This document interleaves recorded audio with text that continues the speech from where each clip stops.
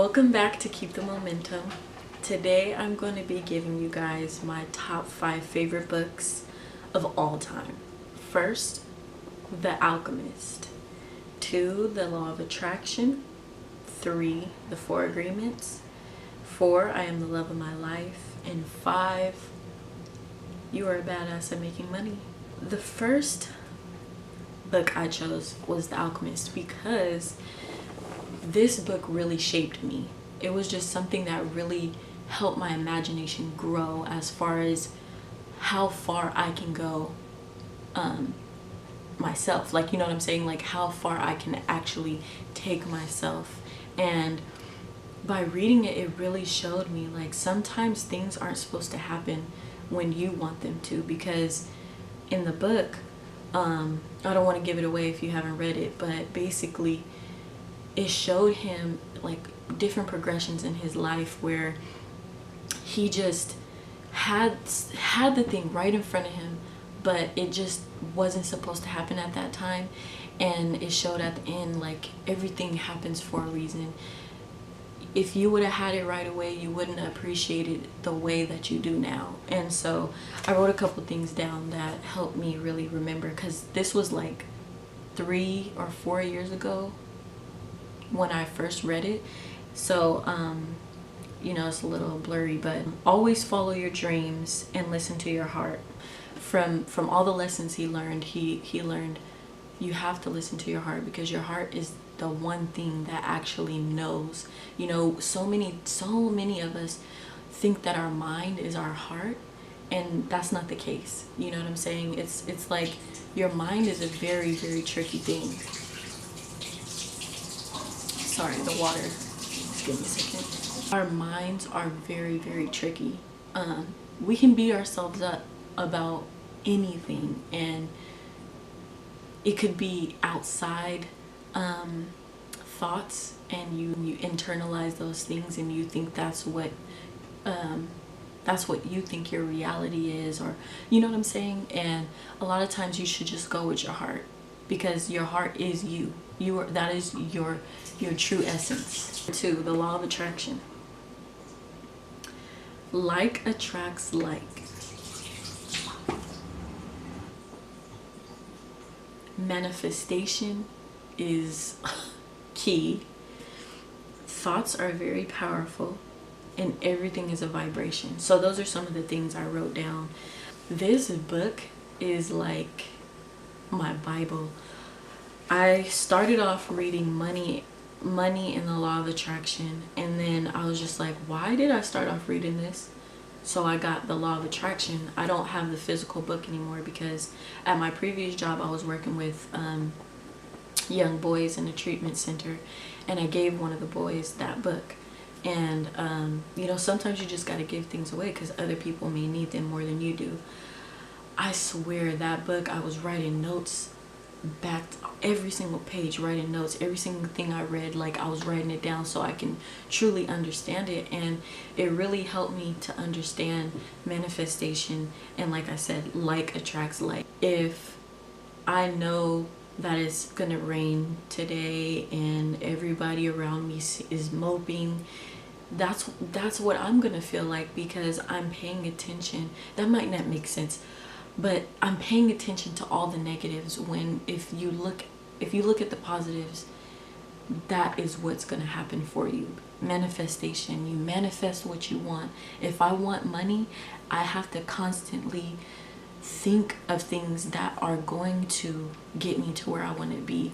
You can think all these things, yeah, that is the start of it. But if you don't actually put action behind those thoughts, nothing's gonna happen. You have to follow it.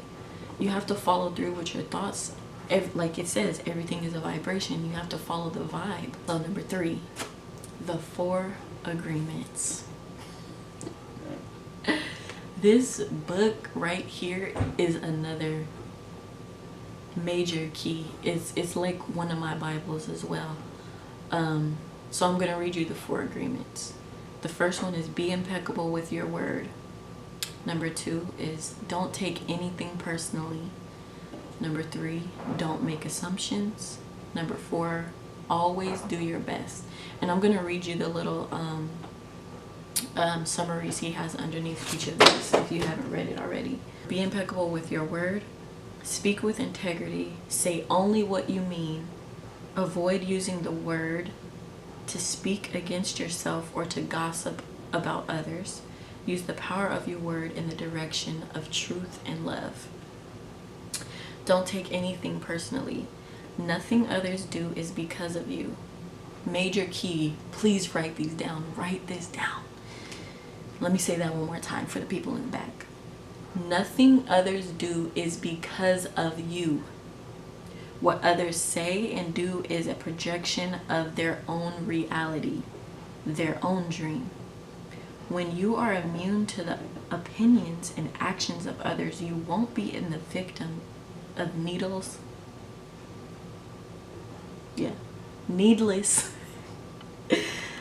you won't be the victim of needless suffering. Needles though? Don't make assumptions. This is huge. Find the courage to ask questions and to express what you really want. Communicate with others clearly as you can to avoid misunderstandings, sadness, and drama.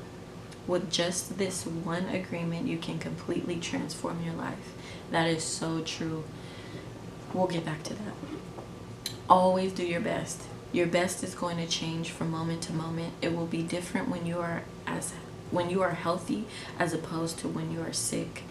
Under any circumstances, simply do your best and you will avoid self-judgment, self-abuse, and regret. Okay, so I don't know how many Libras are on here, but if you are, like and comment. And if not, comment your sign, because I want to make a video about that anyways. Okay, as a Libra, I find it very hard sometimes to speak my truth or say what I mean because I'm afraid to hurt people. And it's not only Libras, it could be any sign, but I find it really hard to do that at times because I don't want to hurt people. But recently, I don't want to put my business out there, but recently I had a misunderstanding and I lied about something, and it wasn't intentional, but I just didn't want to hurt their feelings, and it came off totally wrong, and it made things worse than it had to be. So since then, I made a promise to myself that I would no longer do things for other people. I would only do it for myself. And I realized that when I speak with integrity or say what I mean or speak in my truth, I feel so much better. And that'll make other people feel better as well. Don't take anything personally. That is a huge one. Like, I feel like so many people in our community, we have that issue. That's why we have so much violence. And I'm a true believer of that, because as he says, nothing others do is because of you. We have to understand that nobody really does anything intentionally. Sometimes they do. That is not true. Sometimes people do. But a lot of times people are doing things for their own dreams, their own purpose. And they're not so much worried about us, so we can't take it personally, you know. You can only, as he says in the number 4 agreement, you can only do your best. And when you do that, you can't take things personally because you'll understand. Don't make assumptions. This is big in a lot of relationships too, because we can simply ask the question instead of assuming. Relationships, you know, just friendships in general, within ourselves, like it's crazy. Sorry, the camera cut off. But always do your best. When you always do your best, you can't feel down, you can't feel bad, you can only feel positive. The 4th book, I Am the Love of My Life.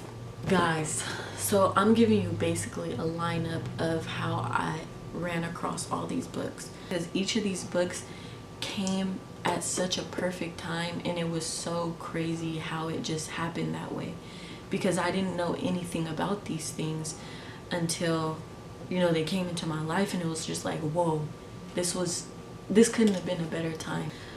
So I am the love of my life. I had came back home from school after my first year. I constantly let people dictate how I feel. Then I'm speaking past tense. I was letting people dictate how I felt about myself and how I felt about my life in general. So I can take this back to the 4 agreements. Don't take anything personally. A lot of it had to do with like past relationships and just self-esteem, period, like self-esteem, self-worth. And I was at Barnes and Noble one day trying to find a book, and I was nowhere near the self-help section, and this girl had this book in her hand, and I was looking at I can't remember what books, but she was like, oh my gosh, you should check this book out. You just seem like you would like it. I already have one at home. I was gonna tell my friend to buy it, but I think you should check it out. And I was like, oh my gosh, thank you, you know? And so I read the back, and I was like, whoa, this book sounds like something I need right now. And if you don't know, it's by Horatio Jones, a Black author. It really opened my eyes to loving yourself before you can love anyone else. And if you are in a situation where you already do love yourself, you have to actually make it known that if you are not bringing to the table what I need as a person, no, it can't happen. And you have to be confident enough to know that just because you're letting that go, it doesn't mean nothing else is going to come to you. You have to love yourself enough to be lonely. You have to love yourself enough to love yourself. And do you feel me? We forget to love the person that we're with 24/7. Like, the only time you see yourself is when you're in the mirror. So it is hard, it is easy to forget about yourself. So after reading this, it made me think of something, and it says, a path that will no longer lead you back to exes. Okay, so when reading it, I was like, you know, it's them. I should know. I shouldn't I'm going after the same dude, this and that. And I realized it's not them. That's what they want, that's who they are, and I have to accept that. But I need to understand it's me. That is why I keep going through these same situations. I keep going through the same thing. It's because I have not learned the lesson that I was supposed to learn, like in The Alchemist. You're gonna keep going through these things if you don't understand what the lesson is, you know. And I realized, and I've lately been writing down things that I feel like I need to work on to become a better person. Because if you're not the best, if you don't always do your best, then you're gonna settle for less. You're gonna get the same thing over and over. People are gonna treat you the way that you treat yourself. And so we can't always blame the other person. You have to look at yourself also and understand, okay, this is what I need to fix. And also, we should not ever go into a relationship expecting anything.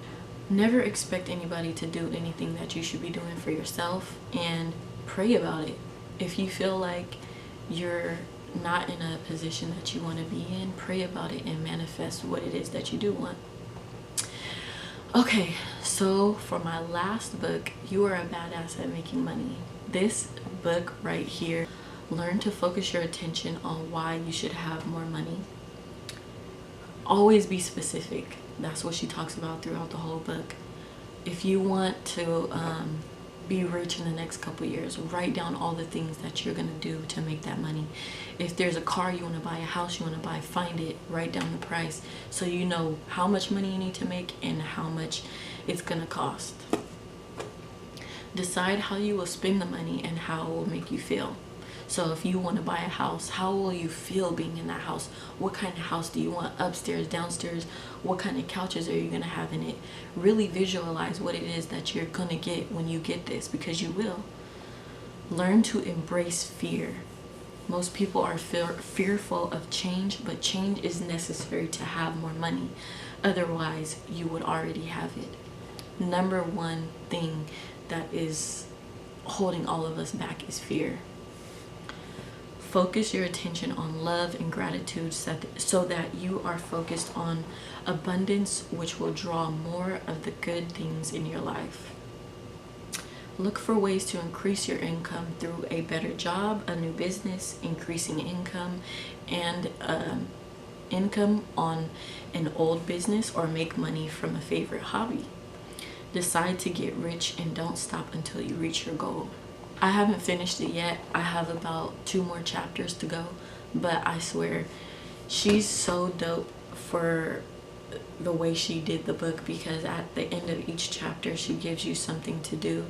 So like, she'll give you questions at the end and you write them down and you try to figure out how you're going to manifest what it is that the chapter was about. So for example, one of the chapters ended with she asked these questions: how much money do I have? What is my income?